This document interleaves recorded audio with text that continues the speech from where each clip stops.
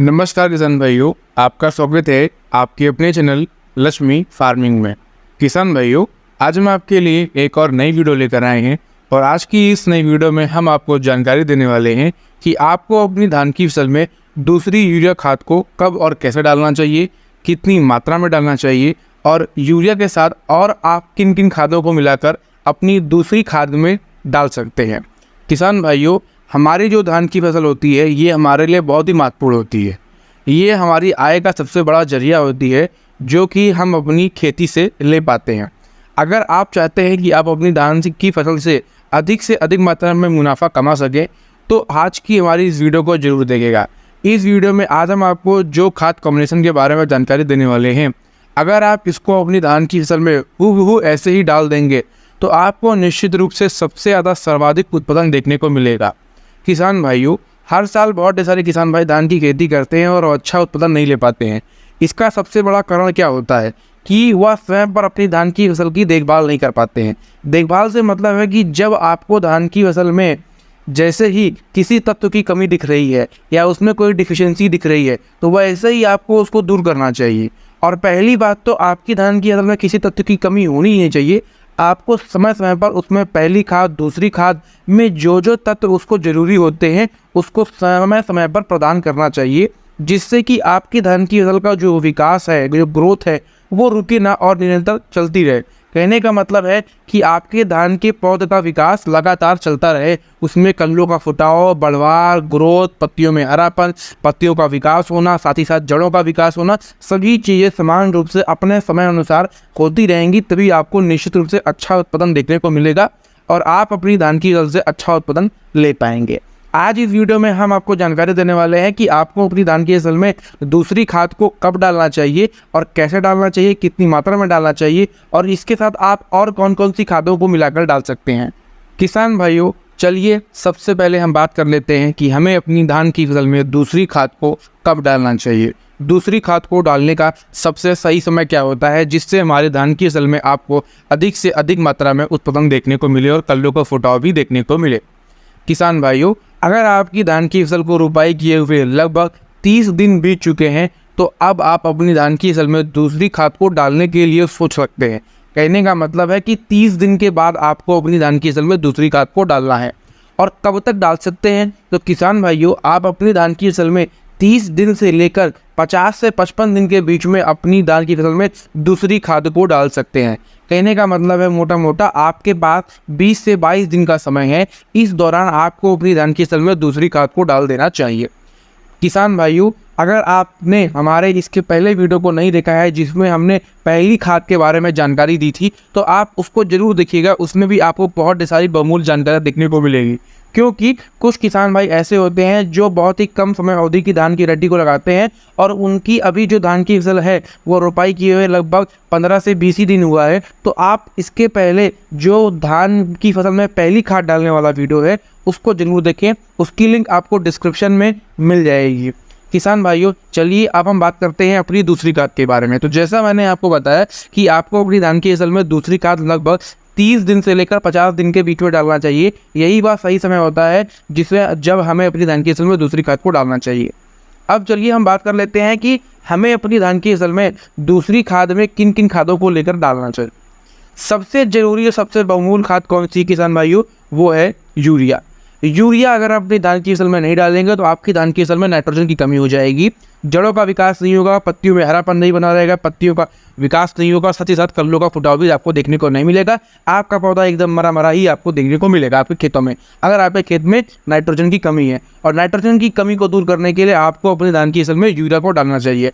मात्रा के बारे में बात करें तो किसान भाइयों, लगभग आपको 1 एकड़ खेत के लिए 30 से लेकर 35 किलोग्राम तक डालना चाहिए। अगर बहुत ज़्यादा कमी होती है तो 40 किलोग्राम प्रति एकड़ भी लेकर डाल सकते हैं, लेकिन जहां तक आपको डालना चाहिए वो लगभग 30 से 35 किलोग्राम प्रति एकड़ के हिसाब से लेकर डालना चाहिए, क्योंकि नाइट्रोजन से ही आपके धान की फसल का विकास काफ़ी तेज़ी से होता है और ये आपके पौधे के बढ़वार और विकास के लिए सबसे ज़रूरी होती है। इसके साथ आप और कौन कौन सी खादों को लेकर डाल सकते हैं। सबसे ज़रूरी खाद किसान भाइयों जो हमें अपनी धान की फसल में 30 से लेकर लगभग 50 दिन के बीच में डालना चाहिए वो है यूरिया के साथ पोटास। अगर आप अपनी धान की फसल में पोटास खाद को यूरिया के साथ इसी से मिलाकर डाल देंगे तो आपको निश्चित रूप से काफ़ी बढ़िया और अच्छा उत्पादन देखने को मिलेगा। किसान भाइयों, पोटास भी बहुत ज़रूरी होती है हमारे धान की फसल के लिए। पोटास से हम अपनी धान की फसल में फास्फोरस देते हैं। किसान भाइयों, अगर आपकी धान की फसल में फास्फोरस की कमी रहेगी तो आपकी धान की फसल में जड़ों का विकास काफ़ी धीमा हो जाएगा, और जड़ों का विकास तेज़ी से नहीं होगा तो आपके पौधों का विकास नहीं हो पाएगा। इसके अलावा आपके पौधे में आपको कल्लों का फुटाव भी देखने को नहीं मिलेगा, बालियाँ भी देखने को सही तरीके से नहीं मिलेगी, और बालियों में दानों का भराव भी सही तरीके से देखने को नहीं मिलेगा। पोटास हमारे उत्पादन के लिए बहुत ही ज़रूरी होता है। नाइट्रोजन के बाद जो दूसरी सबसे जरूरी खाद होती है वो होती है पोटास। इसी समय आपको अपनी धान की फसल में पोटास को भी डालना चाहिए। पोटास की मात्रा आपको लेनी है 1 एकड़ खेत के लिए लगभग 20 किलोग्राम से लेकर 25 किलोग्राम तक। 30 किलोग्राम भी लेकर डाल सकते हैं अगर बहुत कमी देखने को मिलती है आपके खेतों में पोटास की। तो अगर मिनिमम ठीक है, मतलब बहुत ज़्यादा ना ज़्यादा है ना बहुत ज़्यादा कम है, कमी है पोटास की, तो 20 से 25 किलोग्राम के आसपास ही लेकर डालें, इतना पर्याप्त रहता है। दोस्तों, इसके साथ आपको 2 खादों को और लेना है। एक है मैग्नीशियम सल्फेट, दूसरा है फेरस सल्फेट। किसान भाइयों, आज की हमारी या जो कंप्लीट डोज है इसमें यही 4 चीज़ आपको लेकर डालनी है। क्या क्या?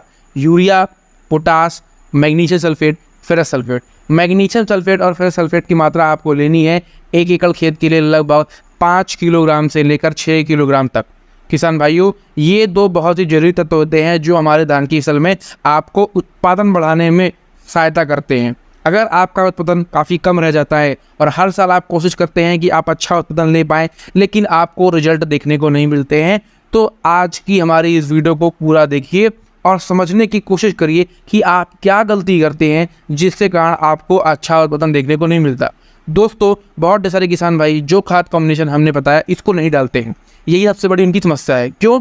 क्योंकि जब आपकी धान की फसल 30 दिन से लेकर 50 दिन के बीच में चल रही है, उसे इन तत्वों की सबसे ज़्यादा ज़रूरत होती है। सबसे ज़्यादा अधिक मात्रा में यही तत्व उसको चाहिए। अगर आप नहीं दे पाएंगे और समय पर किसी कारणवश भूल गए या आपने डालना भूल गया या आप नहीं डालते हैं तो आपको अच्छा उत्पादन नहीं मिल सकता है। आप चाहते हैं अच्छा उत्पादन लेना लेकिन कार्य नहीं करते हैं, तो इसीलिए आपको अपनी धान की फसल में इस खाद कॉम्बिनेशन को जरूर डालना चाहिए, तभी आप अपनी धान की फसल से अच्छा उत्पादन ले सकते हैं। हर साल बहुत सारे किसान भाई कोशिश करते हैं कि वो अपनी धान की फसल से अच्छा उत्पादन ले पाएँ लेकिन नहीं ले पाते हैं। इसलिए दोस्तों, आपको हमारे बताए गए खाद कॉम्बिनेशन को अपनाना चाहिए और अपनी धान की फसल से अच्छा उत्पादन लेने के लिए प्रयास करना चाहिए। किसान भाइयों, मैग्नीशियम सल्फेट, फेरस सल्फेट आप चाहें तो बढ़िया कंपनी मार्केट में बेचती हैं, जैसे कि महादान एक कंपनी है बेचती है, यारा मिला करके एक कंपनी है वो बेचती है, और दोस्तों आप हरियाली जो के नाम से फेरस सल्फेट आता है वो है दयाल कंपनी का, वो ले सकते हैं। और मैग्नीशियम सल्फेट तो आप चाहें तो बहुत सारी कंपनियाँ हैं जैसे कि इफ्को का ले सकते हैं, या फिर आप चाहें तो अभिमन्यु कंपनी का ले सकते हैं, दयाल कंपनी का ले सकते हैं। बहुत कंपनियां मार्केट में बेच रही हैं, आप किसी भी अच्छी कंपनी का लेकर डालिए और इनका दाम भी बहुत ज़्यादा नहीं रहता है, आपको रीजनेबल प्राइस में देखने को भी मिल जाएगा और आपके लिए काफ़ी बढ़िया और अच्छा रहेगा। किसान भाइयों, अगर आपको आज की हमारी यह वीडियो अच्छी लगी हो तो चैनल को सब्सक्राइब करना मत भूलिएगा, वीडियो को लाइक कर दीजिएगा और अपने किसान मित्रों के साथ भी जरूर शेयर कर दीजिएगा जिससे कि उनका भी फायदा हो जाए और उन्हें भी अच्छा उत्पादन लेने में सहायता मिले।